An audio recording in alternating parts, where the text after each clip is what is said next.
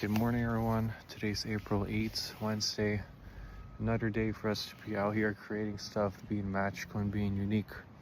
The thing that I really wanted to emphasize and talk about today is being true to yourself, being true to your code, your words, and the things that you say to people. When let's say you're trying to become a businessman and you say, oh, I want to sell clothing, a clothing brand, but then people come to you and they see that you're not doing anything with your life.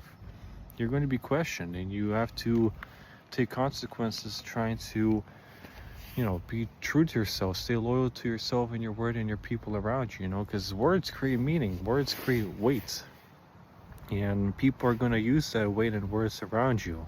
When the lights are dark, when no one's there to hug you and clap for you, when you feel empty, that's when the difficulty gets increased. When it feels hard, when it feels heavier every single time, like a weight set.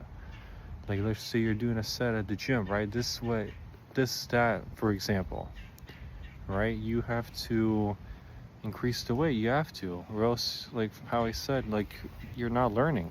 And you have to learn. You always have to do something unique in your life, right?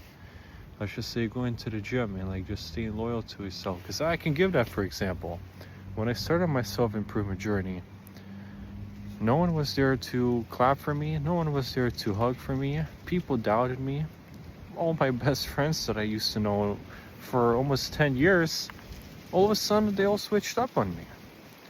But again, that's could be a different discussion about egotistic and personal pride problems. But that's for example, right? You're like,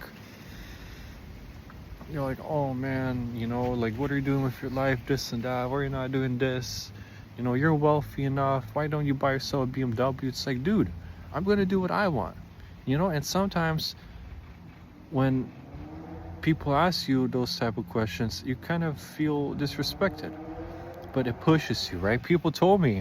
Someone told me, man, you're making excuses. And after that, I got myself my car and everything, and I'm telling you, man, you have to stay true to yourself whenever people doubt you. You have to use that as fuel, as gas fuel. You're always on the road by yourself. And that's absolutely true. That's how it started for me. When I started improving myself, I used to be a big drug addict, like marijuana. I used to be a big, alcoholic. Sometimes whenever I go to my friends, and I didn't feel like myself. I didn't feel like the person I am today.